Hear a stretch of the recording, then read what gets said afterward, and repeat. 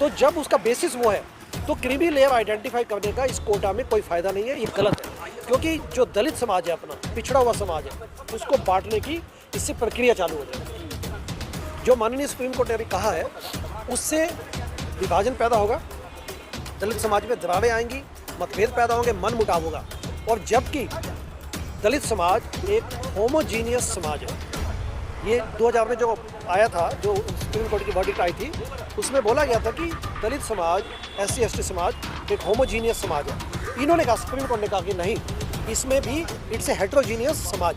मैं इस बात से सहमत नहीं हूँ, क्योंकि मुझे लगता है कि विकास के बाद भी जो एक हमारे मन में जो भेदभाव है दलितों के प्रति, वो नहीं जाने वाला। तो उसकी भरपाई के लिए बड़ा आवश्यक है कि इस अफर्मेटिव एक्शन के अलावा हमें कास्टलेस सोसाइटी को बनाने के लिए सच्चे मन से मेहनत करनी पड़ेगी। ये ध्यान दीजिए आपसे, क्योंकि सिर्फ रिजर्वेशन दे दिया आपने, उससे ये भेदभाव खत्म नहीं होगा। या आपने अछूत प्रथा को मान लीजिए असंवैधानिक बता दिया, इलीगल बता दिया।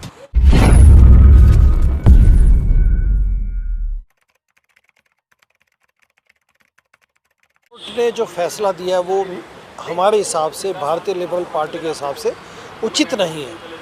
क्योंकि जो रिजर्वेशन अपनी SC ST समाज को दी गई थी 1947 में, जब संविधान बना बाबा साहब अम्बेडकर का, फिर से बोलो नहीं, जो 1947 में बाबा साहब अम्बेडकर ने जो संविधान में अपने को सुरक्षा दी थी आरक्षण के नाम पे, वो सोशल एंड एजुकेशनल बैकवर्डनेस के नाम पे, सोशल एंड एजुकेशनल बैकवर्डनेस के नाम पे है, ना कि फाइनेंशियल बेसिस पे। जो सदियों से उत्पीड़न किया गया दलित समाज के साथ, उनका जो उपेक्षा की गई है और उनके साथ जो दोगला व्यवहार किया गया, जो उनके साथ जो उनकी उपेक्षा की है समाज की, उसकी भरपाई के लिए कुछ अफर्मेटिव एक्शन के तहत, अफर्मेटिव एक्शन के सिद्धांत के तहत बाबा साहब अम्बेडकर ने हमें संविधान में कुछ प्रोटेक्शन दी थी। तो जब उसका बेसिस वो है तो क्रीमी लेयर आइडेंटिफाई करने का इस कोटा में कोई फ़ायदा नहीं है, ये गलत है।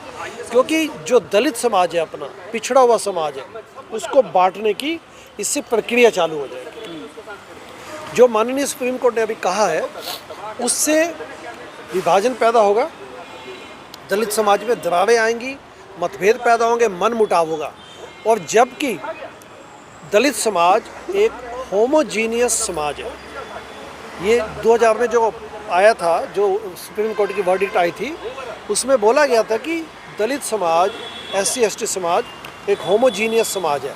इन्होंने कहा, सुप्रीम कोर्ट ने कहा कि नहीं, इसमें भी इट्स ए हेट्रोजीनियस समाज।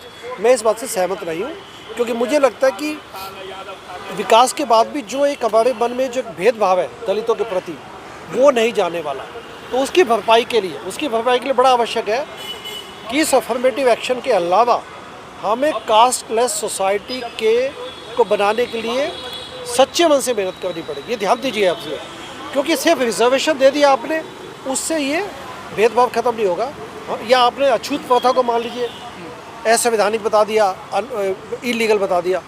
बट जब तक अपर कास्ट, जो अपने आप को अपर कास्ट बोलते हैं, मेरा ये मानना है कि अपर कास्ट लोअर कास्ट कुछ होता नहीं है, हम सब मानव हैं, इंसान हैं। लेकिन भारतीय समाज, हिंदू समाज ने ये जो पैदा किया हुआ एक कॉन्सेप्ट जाति प्रथा के नाम पे, तो उसमें क्या होगा कि जब तक हम कास्टलेस सोसाइटी के लिए एफर्ट्स नहीं करेंगे, तब तक ये विकृतियाँ अपने समाज से दूर नहीं होने वाली। सर, सरकार ने ये कैसे मान लिया कि इस जाति को इतना आरक्षण दिया जा रहा है?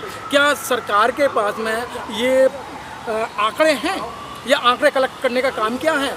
एक जाति गणना कराने पर इन्हें तो ऑब्जेक्शन होता है, लेकिन ये कलेक्ट कहाँ से कर लिया कि जात को इतना बड़ा आरक्षण मिल रहा है? मनोज जी, आपने बहुत अच्छा प्रश्न पूछा। आज मेरी थोड़ी तबीयत ठीक नहीं है, तो मुझे बोलने में हल्की सी दिक्कत आ रही है, बट आपका क्वेश्चन बहुत अच्छा है। देखिए, बात बड़ी सिंपल है।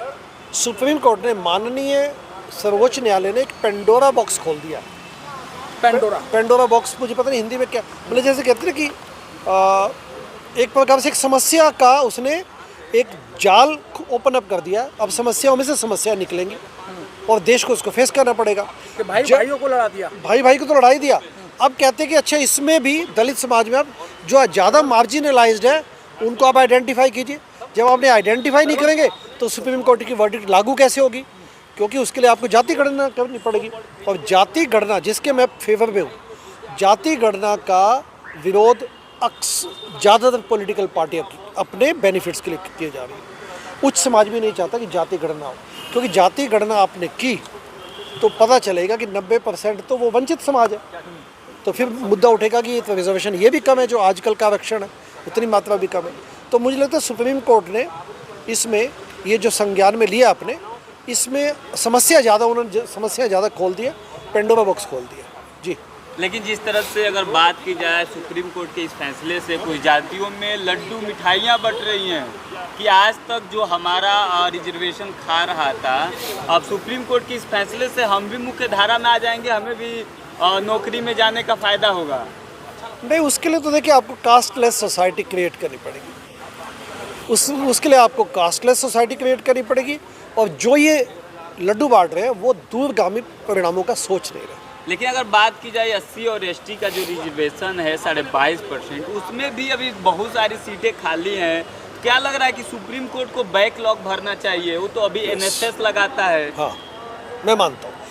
इसमें क्या होना चाहिए कि आपको दलित समाज में जो रिजर्वेशन है उसमें आपस में उन्हीं के लिए कम्पीट करना चाहिए, ना कि आपको उसको कि नोट फाउंड सूटेबल किया जाना चाहिए। उनको एक्स्ट्रा ट्रेनिंग देके मुख्य धारा में लाया जाए। तो पॉइंट ये है कि जो सीट खाली पड़ी है और आपने आरक्षित की है, तो उस सीट में उसको एक्स्ट्रा ट्रेनिंग देके उसको उस लायक, मान लिया आपको लगता भी चलो ये पैरामीटर्स को मीट नहीं करता वो व्यक्ति, तो उसको एक्स्ट्रा ट्रेनिंग देके, क्योंकि मकसद तो है ना अफर्मेटिव एक्शन, ताकि उस व्यक्ति को उठाया जाए।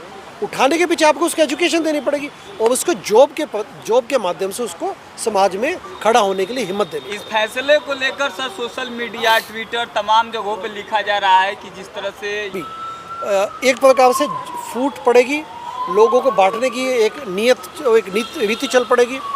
और जो दलित समाज को यूनिटी की आवश्यकता है इस समय सामाजिक न्याय के लिए, उस न्याय में भी, लड़ाई में भी हमें दिक्कत आएगी। क्रीमी लेयर को जिस तरह से सुप्रीम कोर्ट में अगर बात की जाए 7 जजों के जिस तरह से पीठ ने ये फैसला सुनाया है, उसमें एक दलित समाज से भी आते हैं VR गवई साहब, उसने भी क्रीमी लेयर को पर सहमति जताई है। क्या लग रहा है जिस तरह से अगर राजनीतिक हिस्सेदारी मिल रही है, राष्ट्रपति के पीछे भी जात पीछा करती है, सामाजिक जो हिस्सेदारी है उसके पीछे क्या आप कहेंगे? देखिए, मैं मोटा मोटा इसको पर्टिकुलर एक जस्टिस पे नहीं जाऊंगा।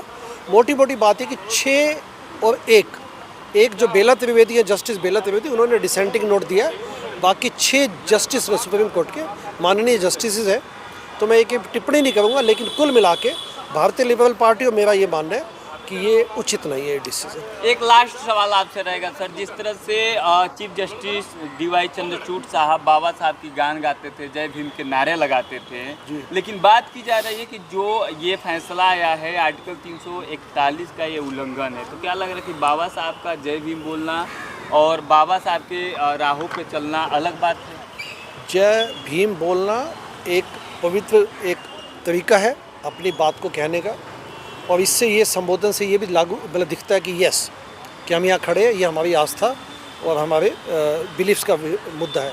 दूसरा क्या है कि आप पिछले 70 सालों में देखेंगे, क्योंकि मैं ग्लोबल लेवल पे देखता हूँ, जो लड़ाई मार्टिन लूथर किंग ने लड़ी, जो लड़ाई नेल्सन मंडेला ने लड़ी, जो लड़ाई बाबा साहब अम्बेडकर ने लड़ी और अन्य समाज सुधारकों ने, उस लड़ाई के बावजूद भी एक बहुत बड़ी लंबी लड़ाई हमें लड़नी है।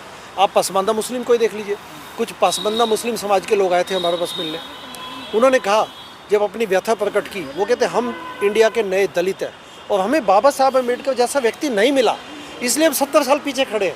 देखिए भाव देखिए आप। तो कहने का मतलब ये है कि इस लड़ाई को तो बहुत आगे लेके जाना पड़ेगा। लेकिन सर, जो सुप्रीम कोर्ट के अंदर एक ही परिवार के जज बनते आ रहे हैं सर, वहाँ क्रीमी लेयर क्यों नहीं? एग्जैक्टली, बहुत अच्छा मुद्दा उठाया आपने।